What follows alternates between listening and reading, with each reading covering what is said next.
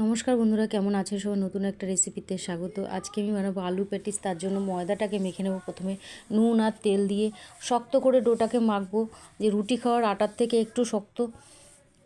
ভালো করে মেখে নিয়ে রেখে দিয়ে তারপরে কড়াই বসিয়ে সামান্য তেল দিয়ে তার মধ্যে আলু সেদ্ধ আর মটরশুঁটি দিয়ে দেবো। দিয়ে নুন, হলুদ, লঙ্কার গুঁড়ো, জিরে গুঁড়ো, ধনে গুঁড়ো, তারপরে দিয়ে দেবো ধনেপাতা কুচি। এগুলোকে মিশিয়ে নেব।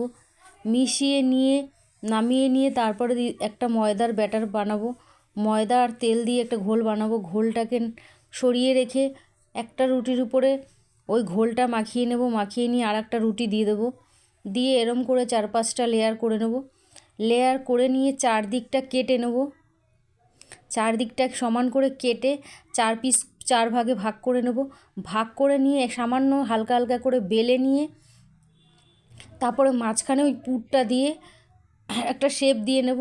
দিয়ে নিয়ে তেলে ভেজে নেব, সাদা তেলে ভেজে নেব হালকা ঢিমে আছে। এইভাবে এইভাবে বানিয়ে একবার দেখতে পাবে, খুবই মচমচে হয় বানালে। রেসিপিগুলো কেমন লাগছে অবশ্যই কমেন্ট করে জানাবেন। ভালো লাগলে একটা লাইক করে দেবেন।